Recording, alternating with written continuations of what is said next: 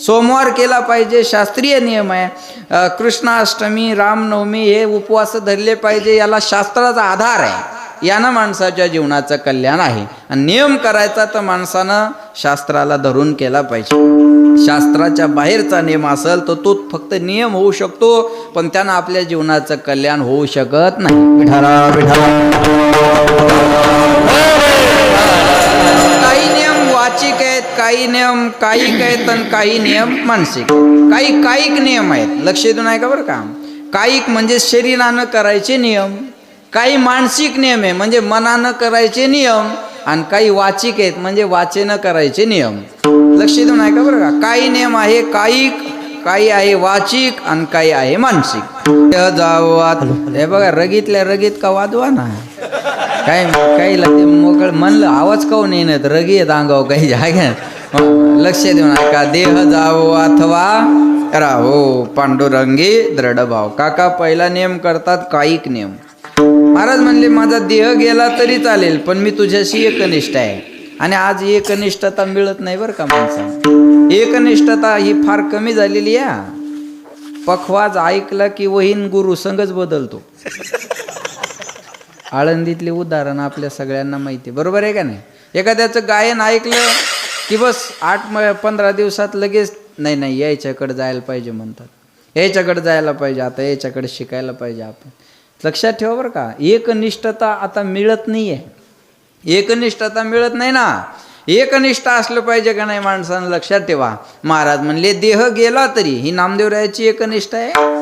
नामदेवराय म्हणजे लक्षात ठेवा प्रेममूर्ती, बाल भागवत, लढीवाळ भक्त म्हणून नामदेवरायाला संबोधलं जातं. इतिहासातले पहिले संत आहे की ज्यांनी कीर्तन केलं ते नामदेव महाराज, संत नामदेव. लक्षात ठेवा. पहिलं कीर्तन जर या कलियुगामध्ये कुणी केलं असेल तर ते संत शिरोमणी नामदेव महाराजानं केलेलं आहे. सर्व अभंग लक्षात ठेवा. सुरुवात पांडुरंगाविषयी जर गाण्याची कुणापासून असेल अभंगाची, पांडुरंगाची भक्ती कशी करावी याचे अभंग जर कोण करणारे असतील तर संत शिरोमणी पहिले नामदेव महाराज आहेत. सर्व संतांचं चरित्र अभंगामध्ये ज्यांनी बांधलेलं आहे ते संत शिरोमणी नामदेव महाराज आहेत.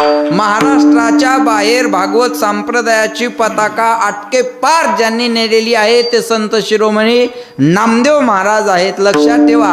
आणि पंजाब सारख्या ठिकाणी जाऊन 18 वर्ष राहून त्यांची भाषा शिकून त्यांच्या गुरु ग्रंथ साहेबामध्ये ज्यांच्या 61 पदाची नोंद केलेली आहे ते संत शिरोमणी नामदेव महाराज आहेत.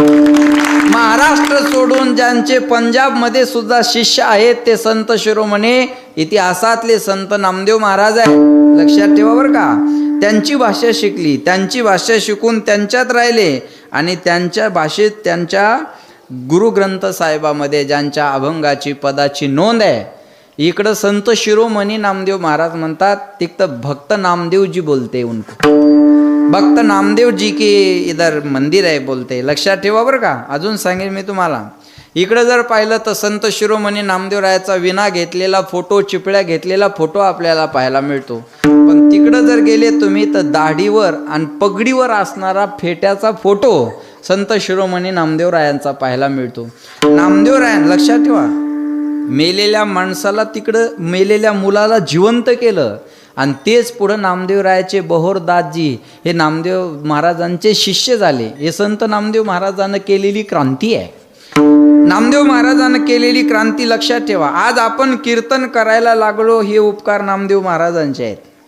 नामदेव महाराजांना पहिल्यांदा कीर्तन केलं. नामदेव कीर्तन करी पुढे देव, नाचे पांडुरंग आणि जनी म्हणे ज्ञान देवा. पण कुठं एकच टाळी झाली चंद्रभागे वाळवंटी, माझा ज्ञान राज गोपाळाशी लाया वाटी. पण कोणाचं कीर्तन होतं तिथं? नामदेव कीर्तन करी पुढे देव, नाचे पांडुरंग आणि गंगाखेडच्या जनी म्हणे ज्ञान देवा. काय मनाचा मोठेपणा असेल हो. शिंपी समाजात जन्म घेतलेला नामदेवराय. शिंपी समाजामध्ये, शिंपी याची कुळी जन्म माझा, बरोबर आहे ना. शिंपी कुळामध्ये जन्म घेतला आणि नामदेवरायाच्या कीर्तनात माऊलीनं टाळ घेऊन उभं राहावं ही काय सामान्य गोष्ट आहे? महाराज म्हणजे संत ज्ञानेश्वर महाराजांचे उपकार आहेत. संत ज्ञानेश्वर महाराजानं सर्व जाती धर्मातल्या संतांना संतत्व प्रदान केलं. म्हणून म्हणतात ज्ञानाबाई माझी अनाथाची माय, ज्ञानाबाई माझी अनाथाची माय, जनार्दनी पाय वळीत से न पाय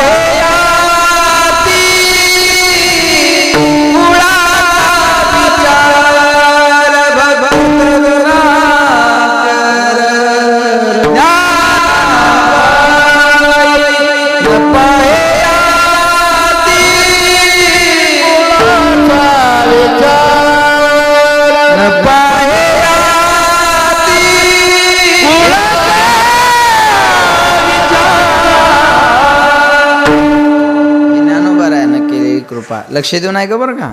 नामदेवरायाने कीर्तन का किती मोठा अधिकार नामदेवरायांचा आहे. आणि महाराज आपण त्यांच्या जिल्ह्यातली आहोत आहे की नाही, लक्षात ठेवा. नामदेवरायांचा अधिकार खूप मोठा. का? नामदेवरायाची भक्ती ही एकनिष्ठ होती. एकनिष्ठतेमध्ये नामदेवरायाचं नाव पहिलं घ्यावं लागतं बरं का. तुम्ही पहा सर्व संतांचं ठरलेलंच एक भाव आणि एक देव, एक भाव आणि एक देव. पतिव्रते जैसा भ्रतार प्रमाण आम्हा नारायण तैशा परी. पतिव्रता बाईला आपला नवरा सर्वस्व असतो. आता एकनिष्ठता नाही राहिली. काही महाराज लय फेमस असतात पहिल्यानं, ते गाव त्याच्या शिव पाणी पित नाही. आणि काही दिवस झाले की गाव त्याचं तोंड पाहत नाही. लक्षात ठेवा बरं का. हे असं होतं का? एकनिष्ठता थोडी अजिबात नाही. मग लोक म्हणतात ते लय यायचे पहिल्यानं तुमच्या गावात नाव द्यान टिकल्या नाही. बरोबर आहे का नाही? लक्षात ठेवा एकनिष्ठता आपल्याला राहिलेली नाही महाराज, लक्षात घ्या. ते नामदेवरायाच्या जीवनात होतं. एक भाव आणि एक देव जुळलेला कुणाचा असेल तर तो नामदेवरायाचा होता.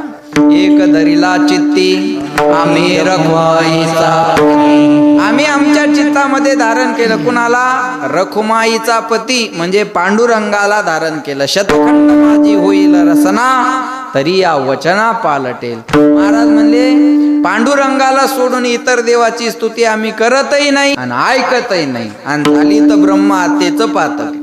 काही माणसं म्हणतात ना ते सोडून आपण कोणाचं ऐकत नाही. बरोबर आहे ना. ऐकतही नाही आणि आम्ही त्याची स्तुती करतही नाही. लक्षात ठेवा, ऐकतही नाही करतही नाही. एवढा एकनिष्ठ भाव पांडुरंगाशी जोडलेला आहे. सगळ्यांना कथा भाग माहिती आहे. संत शिरोमणी नामदेव महाराज आणि ज्ञानेश्वर महाराजांना तीर्थयात्रेला जाण्याची इच्छा झाली. तीर्थयात्रेला गेलं पाहिजे. आम्ही सगळे एका दिंडीत असतो. लय आनंद घेतो दिंडीमध्ये बरं का. दीपकही आला होता यावर्षी. सगळे आम्ही एका दिंडीत असतो आणि दिंडीतला आनंद काही वेगळा असतो बरं का. माऊलींना तीर्थयात्रा करण्याची इच्छा झाली. भूतलावरचे तीर्थ पाहावे नयन, तीर्थयात्रेला गेलं पाहिजे. जव हे सकळ सिद्ध आहे, हात चालावया पाय, व तू आपले सोयीत पाय. तीर्थयात्रे जाय हस्तो पवित्रो यदि दान पुण्यो, पादो पवित्रो यदि तीर्थयात्रा, कंठो पवित्रो यदि नाम घोषो, हृदयो पवित्रो यदि ब्रह्मनिष्ठा. हाताचं भूषण आहे दान करण्यामध्ये. हस्तस्य भूषणम दानम. आज ज्यांचं सौजन्य आहे त्या बिचाऱ्यानं दुसऱ्याचं शेत करायला घेतलेलं आहे. बरोबर आहे ना. पण तरी मनाचा मोठेपणा किती आहे, मनाची श्रीमंती. दुसऱ्याचं शेत. बरोबर आहे. आणि एक ते आमचे जावाई मागच्या वेळेस होते कीर्तनाला, पण त्यांचा ॲक्सिडेंट झाल्यामुळं ते भगवंतानी त्यांना लवकर बरं करू. माऊलींच्या चरणी नामदेवरायाच्या चरणी प्रार्थना करूयात. आता पण ते पांडुरंगाची कृपा एवढ्या त्या टिप्परनं उडून सुद्धा फारसं काही नाही. आता चांगले आहेत ते. बरोबर आहे ना. आणि लवकर चांगले व्हावे नामदेवरायाच्या चरणी प्रार्थना. मला सांगायचं काय, हस्तस्य भूषणम दानम. आज आमचे कुठ गेले ते पाटील, काय नाव यायचं, पूर्ण गावाला जेवण होतं ना आज. माधू मस्के पाटील. जा जोरदार टाळ्या वाजवा, टाळ्या वाजवा.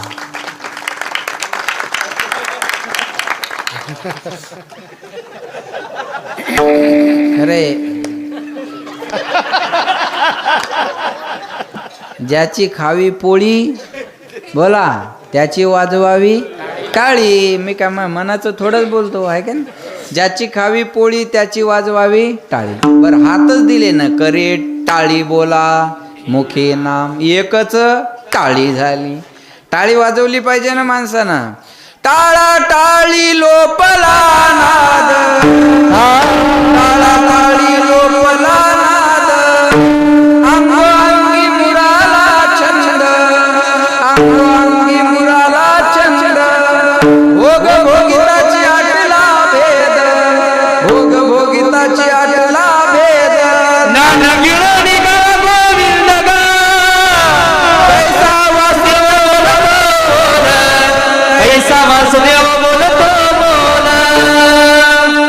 प्रमाणे त्याला टाळा टाळी, टाळा आणि टाळी लोपला नाद. Quality in quantity. उगन माय गाव आहे. लक्षात ठेवा. महाराज म्हणले टाळी वाजवावी, गुढी उभारावी, वाटही चालावी पंढरीची. आमच्या मस्के पाटलांना आज गाव काय लहान नाही ना आपलं, बरोबर आहे ना. एवढं मोठ्या गावाला आज अन्नदान पूर्ण गॅस बंद जेवाय होतात, बरोबर आहे. आता चुली कुठं राहिल्या, ते चूल बंद म्हणायचं नाही, आता गॅस बंद, बरोबर आहे ना. गॅस बंद जेवाय होता आज, बरोबर आहे का नाही. लक्षात ठेवा. महाराज म्हणले आनंद एक हस्तस्य भूषणम दानम. हाताचं भूषण आहे दान करण्यामध्ये. म्हणून हातानं दान. पायाचं भूषण आहे तीर्थयात्रा करण्यामध्ये.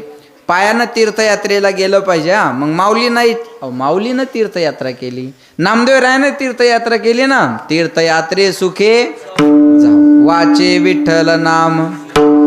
हा लक्ष द्या, हाची माझा नियम सिद्धी नाही. इथं पण नियमच आहे. हाची माझा नियम सिद्धी नाही. तीर्थयात्रेला गेलं पाहिजे. माऊलींना इच्छा झाली तीर्थयात्रेला जायची. माऊल्या हो कोणाला सोबत न्यावं, मग नामदेव रायाला न्यायचं ठरवलं. माऊली नामदेव रायाकडे आले. नामदेवा तीर्थयात्रेला जाण्याची इच्छा आहे. नामदेवरायानं सांगितलं चांगली गोष्ट आहे, तुम्ही माझ्या बरोबर अशी इच्छा आहे. नामदेवरायानं सांगितलं मी येऊ शकत नाही. म्हणे का. म्हणे माझं देवाचं ठरलं, देवानं सोडून मला जायचं नाही आणि मी देवाला सोडून जाणार नाही. माऊलीला वाटलं आपण पांडुरंगाकडून परवानगी घेऊ. माऊली पंढरपूरला आले. पांडुरंगा तीर्थयात्रेला जाण्याची इच्छा आहे. पांडुरंगानं सांगितलं चांगली गोष्ट आहे, सोबत नामदेव रायाला घेऊन जायची इच्छा आहे. पांडुरंग म्हणले मग जा घेऊन. नामदेवराय शेजारीच उभे होते. म्हणे देवा कालच आपलं ठरलं होतं तू मला सोडून जायचं नाही, मी तुला सोडून जाणार नाही, आज खुशाल जा म्हणता. कधीपासून खोटं बोलायला शिकले. भगवंत म्हणले निवडून आल्यापासून. कधीपासून खोटं बोलायला शिकले. पांडुरंग म्हणले नामा आपलं लाख जरी ठरलं असेल, माझ्याकडे लक्ष द्या. काय झालं मावल्या हो, इकडे लक्ष द्या. कीर्तन देवाचं सांगायलो मी, कीर्तन चालू आहे देवाचं. लक्ष द्या माझ्याकडे. आपलं लाख जरी ठरलं असेल, वस्तू आपली असू द्या, द्यायची का नाही द्यायची हे आपण ठरून चालत नसतं. न्यायला कोण आलं याच्यावर अवलंबून असतं. प्रत्यक्ष परब्रह्म स्वरूप, प्रत्यक्ष परब्रह्म मूर्ती ज्ञानेशाची, बरोबर आहे ना. म्हणले अरे ज्ञानदेव म्हणजे मीच आहे ना, महाविष्णूचा अवतार सखा माझा. महाविष्णूचाच अवतार पांडुरंग. म्हणून म्हणले लागली का लिंक आता हे सिद्ध बी करावं. देव म्हणे नाम्या मीची आहे, ज्ञान देव म्हणे काय पुढे, देव म्हणे पाहे, ज्ञानदेव मीची आहे. देवानं सांगितलं नामदेवा ज्ञानदेव म्हणजे मीच आहे. मग आता सिद्ध करून दाखवावं लागेल ना. दाजी काऊन तुमची एकनिष्ठता होईना, सारखा पक्ष बदलायचा कार्यक्रम चालू आहे तुमचा. विठाला विठाला. ज्ञानदेव राय म्हणजे पांडुरंगच आहेत हे पांडुरंग सांगतात. मग आता हे सिद्ध कसं करावं लागेल. पांडुरंग कुणाचे अवतार, गोकुळीहुनी झाला येता, महाविष्णूचे अवतार. आणि माऊली कुणाचे अवतार, महाविष्णूचा अवतार सखा माझा ज्ञानेश्वर. म्हणले मीच आहे, तुला जावं लागणार आहे. लक्ष देऊन आहे का बरं का. नामदेव रायाला देवाचा विरह सहन होत नव्हता. डोळ्यातून अश्रूच्या धारा व्हायला लागल्या. नामदेवराय देवाला म्हणले देवा ठीक आहे, तुमची आज्ञा म्हणून मी तीर्थयात्रेला जातो, पण माझी सुद्धा एक प्रतिज्ञा आहे, माझी सुद्धा एक अट आहे. पूर्ण तीर्थयात्रेमध्ये मी तीर्थाचं भ्रमण करेल, त्या मंदिरापर्यंत जाईल, सभा मंडपात जाईल, गाभाऱ्यात जाईल, पण त्या मंदिरात गेल्यानंतर जगाच्या पाठीवर जर तुमच्यासारखा देव दिसला नाही ना, ज्या देवाचे विटेवर पाय नाही आणि कटेवर हात नाही असा देव जर मला दिसला नाही तर त्याचं दर्शन सुद्धा घेणार नाही. पांडुरंगी लक्षात ठेवा बरं का, पांडुरंगी दृढ भाव. अजून उदाहरण सांगेन मी तुम्हाला, रामायणातलं उदाहरण आहे. राम रावणाचं युद्ध झालं आणि त्या युद्धात रावणाचं सैनिक मारण्यात आलं. नंतर मग कुंभकर्णाला उठवलं. कुंभकर्ण म्हणजे खूप मोठा माणूस हा. रामायणात असं आलं बालाजी बाबा, कुंभकर्ण जर समुद्रात उभा राहिला तर त्याच्या बेंबी एवढं पाणी येत होतं. कोण्या कंपनीचं मॉडेल होतं काय माहिती. आता त्या कंपन्या बंद झाल्या, आता एवढाले माणसं राहिले नाही. मागं एक पुण्यात माणूस आणला होता काका, 400 किलोचा. तुम्ही यूट्यूबला पाहून घ्या, त्याच्यावर शस्त्रक्रिया झाली पण ते मरण पावला तो. 400 किलोचा. आमच्या गावात एक बाई आहे, 1.25 क्विंटल वजन आहे तिचं. खोटं नाही, मायच्यान खरं सांगा. तिच्या घरी चोर आले संतोष बुवा, काय मराय जावं का चोराने तिच्या घरी. तिने जसा चोर आला तसा खाली पाळडा ना अंगावर बसली. पोराला म्हणे पप्या पोलीसचं लवकर जाईन, पोलिसाला बोलून आण. ते पोरग म्हणे चप्पल सापडणं. चोर म्हणे मही घालून जाय पण लवकर जाय म्हणे, नाही तर पुन्हा पोलीस स्टेशनची पोलिसाची गरजच पडणार नाही. हे बुलडोजर उठू देव अंगावून. बरोबर लक्षात. आता तेवढाले माणसं राहिले का, आता एवढाले जुने माणसं पाहा तुम्ही. आता आता बाबाची तब्येत पहा, लखन महाराजांचे पप्पा दष्टपुष्ट आहे का नाही माणसं पहिली. आता तर कमी कमी होत चालले ना. मग काही वर्षांना हरभऱ्याच्या सावलीत माणसं बसतील असं वर्णन आहे ना. अभंग आहेत त्याचे, लक्षात ठेवा बरं का. पुढं चालून कलियुगाचं वर्णन सांगितले ना. 5 वर्षाच्या पोरीचं लग्न लागणार, 6 वर्षाची पोरगी गरोदर राहणार. ही इथून पुढचा इतिहास आहे, अजून त्याला वेळ आहे. माणसं आता पहिल्यासारखे धिप्पाड दिसतात का तुम्ही पहा ना. तर लक्ष देऊ. आता कुंभकर्ण म्हणजे खूप मोठा माणूस होता ना. कुंभकर्ण उभा राहिला तर बेंबी एवढं पाणी येत होतं, एवढा मोठा कुंभकर्ण होता. आता रामाचं सैनिक वानर, एवढ्या मोठ्या माणसाला वानर मारणं काय अवघड आहे. ते असं आपण जसं गुलाबजाम तोंडात टाकतो सरपंच, तसं त्यानं वानर तोंडात टाकायला सुरुवात केली. एक वानर उचललं तोंडात टाकणार, तेवढ्यात त्याचा सुगंध आला. बरोबर आहे. त्याचं नाव होतं गंधमादन, आहे का नाही. त्याचं वैशिष्ट्य होतं, तो जाईल तिथला परिसर सुगंधित होऊन जायचा. काही काही माणसाचं वैशिष्ट्य असतं बरं का. काही माणसं बैठकीत आले ना, मग लोक बोलत नाहीत, म्हणतात एक तुम्ही शब्द टाका आणि मोडा बैठक. आता या इकडं, आता तुम्ही हां बरोबर आहे ना. लक्ष द्या माझ्या, तुम्ही शब्द टाका इकडे लक्ष द्या. लेकर आहेत, चालत राहते. आपणही लहानपणी तेच केलं काय आपल्याला. आम्ही काय दिंडीत कमी धिंगाणा करतो होय. राम राम हो बाप्पा येऊ आहे, राम राम हो. लक्षात आलं का. विठाला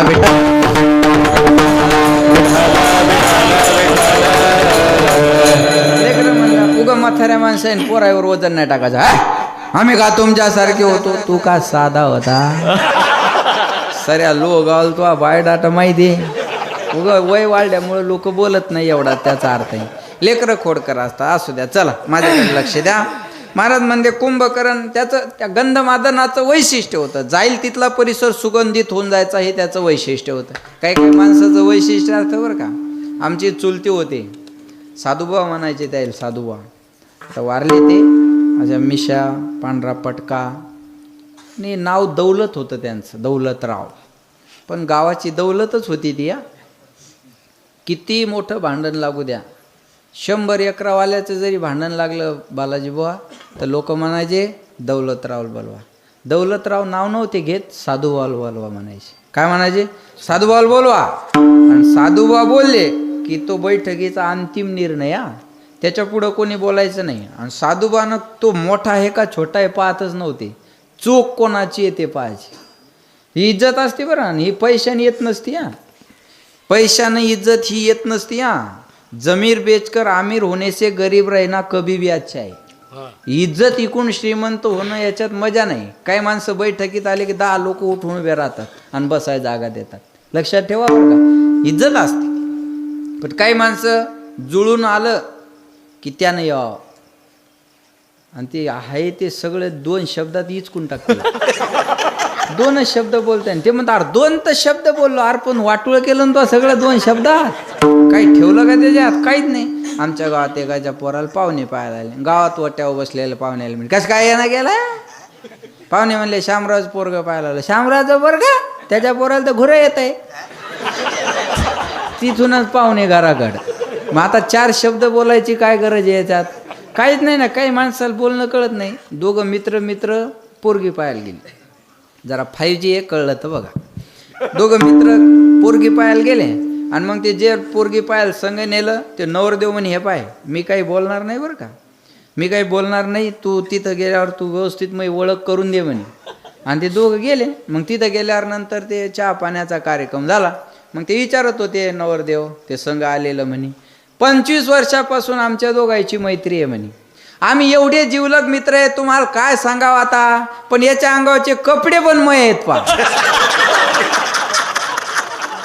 कळलं तुम्हाला आता? सोयरीक झाली असन काही. विठाला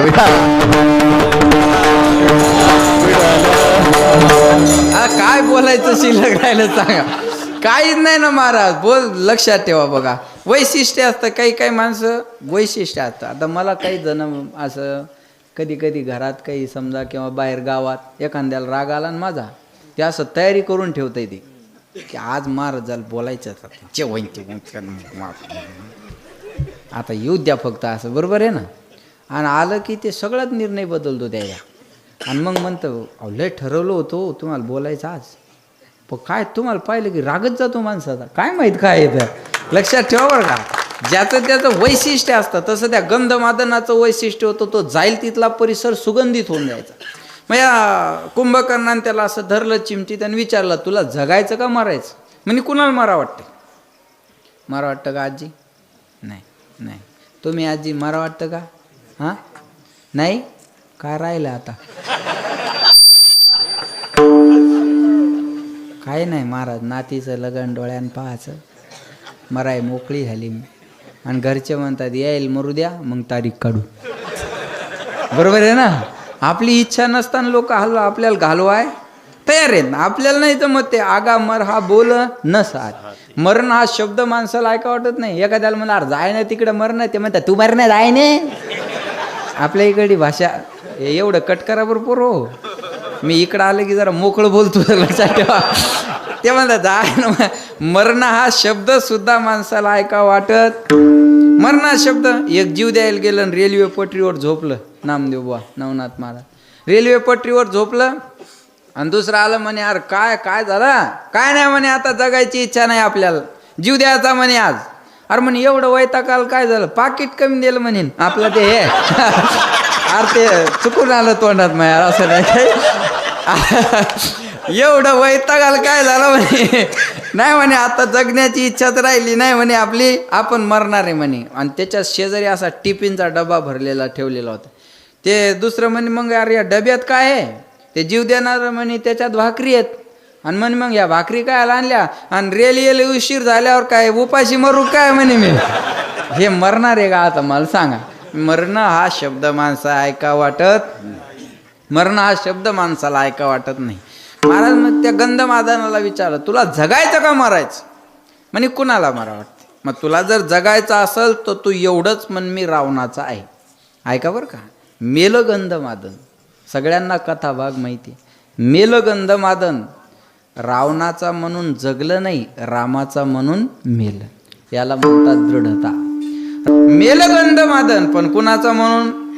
रामाचा म्हणून मेलं पण रावणाचा म्हणून जगलं नाही. याला म्हणतात दृढता. पांडुरंगी दृढ भाव. आणि एवढी दृढता असल्यामुळं दुसरा नियम सांगितला, मानसिक नियम याच्यात. मी तुझ्या चरणाची सेवा करणार आहे आणि तुझ्या चरणाशी एकनिष्ठ राहणार आहे. महाराज म्हणले चरण न सोडी सर्वथा. आन तुझी पण आता चरणात असं काय आहे? सुखवसे तुझे पायी. महाराज म्हणतात त्याच्या चरणावर सुख आहे ना. लक्ष देऊन ऐका बरं का. भगवंताच्या चरणावर आपण मुखदर्शन घेतलं तर समाधान वाटतं का? मुखदर्शनाला किती मिनटं लागतात? 15 मिनटं, अर्धा तास. आणि चरणाचं दर्शन घ्यायला किती लागतात? 12 तास, 20 तास, 25 तास. पण माणसं 20-20 तास लाईनीत थांबतात बा. कशामुळं? चरणाचं दर्शन घ्यायला मिळावं म्हणून. आणि महाराज म्हणले त्या चरणासाठी सगळे लोक तरसतात. महाराज म्हणले पाय लक्ष्मीचे हाती तिशी यावे काकुलत. लक्ष्मी सुद्धा त्या चरणाची सेवा करायला. लोक आम्हाला म्हणतात का नाही महाराज चला तुम्ही कुठं? मी आज जेवून येत होतो. म्हणलं आजचा दिवस जवळ आहे, आज तरी घरचं खाव. रोज बाहेर लांब लांब असल्यावर तर काही होत नाही. पण लखन महाराज नवनाथ बुवा दोघंही म्हणले नाही नाही त्यांची इच्छा आहे तुम्ही घरी या जेवायला या. आणि म्हणे तुम्हाला काय जेवायचं ते सांगा. म्हणलं काय ना बुवा बेसन चपाती करा बाद झालं. लक्ष देऊन ऐका बरं का मला काय सांगायचं. चरण मग कशामुळं महाराज म्हणले चरणात एवढी काय ताकद आहे. तुझे पायी सुख सर्व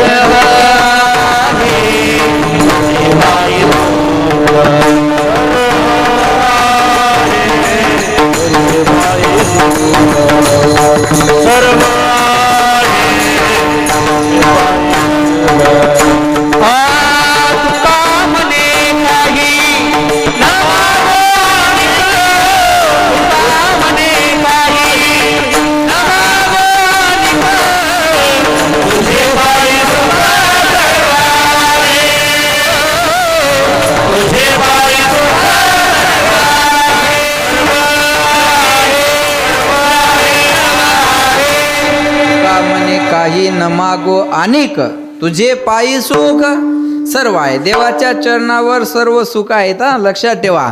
बरं सांगा अजून सांगतो सोपं तुम्हाला मी. तुमच्या गावात समजा मोदीजी येणार आहेत. मोदीजीचे पाय लोहगावला लागणार आहेत. माझं बोलणं लक्षपूर्वक आहे का बरं का. आपण सोपं उदाहरण घेऊ. मोदीजी तुमच्या गावात येणार अशी तारीख ठरली आणि ठरलं की पंतप्रधान लोहगावला येणार आहेत. ते येणारे म्हणलं तरी चारी बाजूचे रस्ते क्लिअर होतात.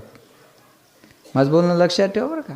इथली सगळी यंत्रणा कामाला लागत असती आणि पंतप्रधान येणार खड्डा सुद्धा रस्त्याने दिसणार नाही तुम्हाला. ते येणार म्हणलं की सगळ्या सुविधा आपोआप येणार आहे का नाही.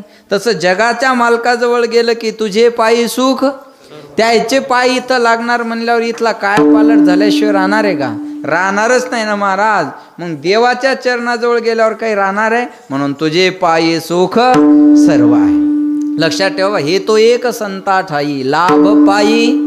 बस त्यांच्या चरणावर उत्तम लाभ आहे ना. तसं चरण न सोडी सर्वथा आन तुझे पंढरीनाथा वदने तुझे मंगल नाम हृदयी आखंडित प्रेम नामा म्हणे केशव राजा.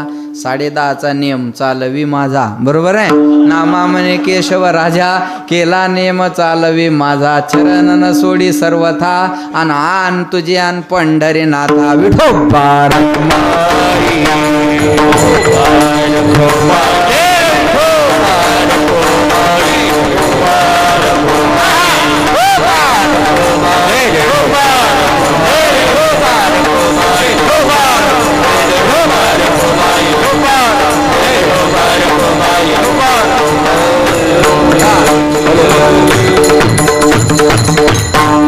जाबो अथवा राहू पांडुरंगी दृढ भावो चरण न सोडी सर्वथा आन तुझी पंढरीनाथा.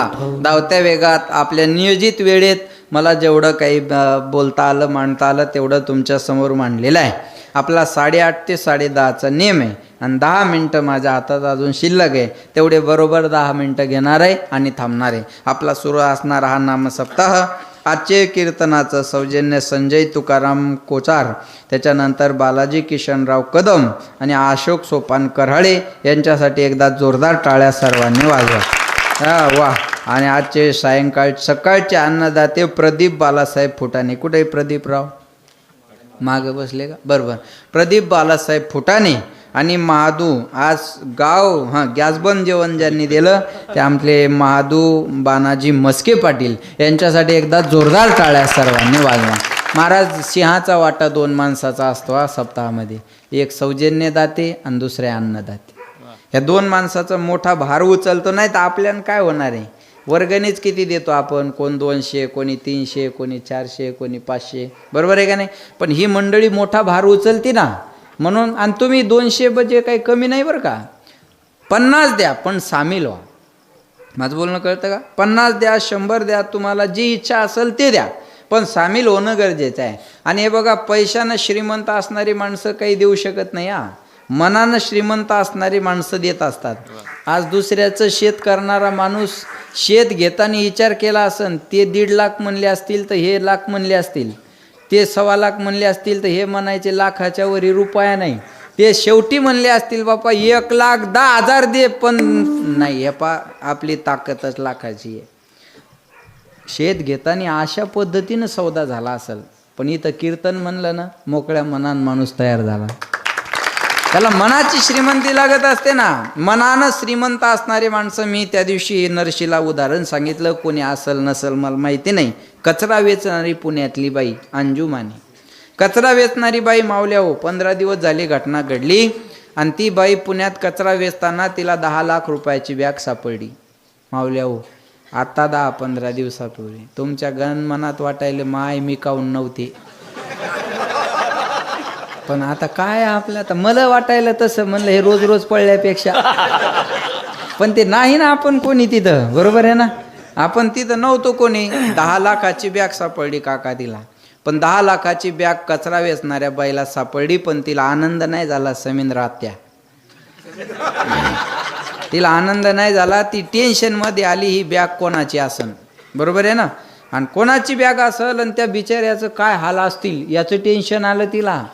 याला म्हणायचं साधू वृत्ती. कचरा जरी वेचणारी असली तर ही वृत्ती साधूची आहे. दुखवे अनिकाच्या दुःखे, कळलं माझं बोलणं, दुखवे अनिकाच्या दुःखे.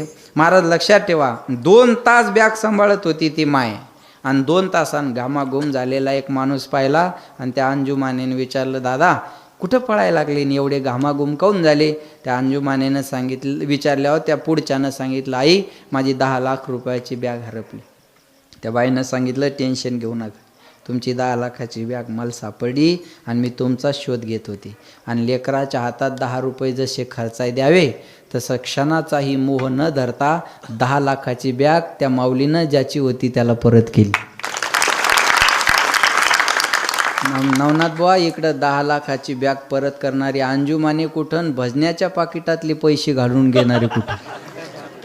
विचार करण्यासारखी गोष्ट आहे का नाही.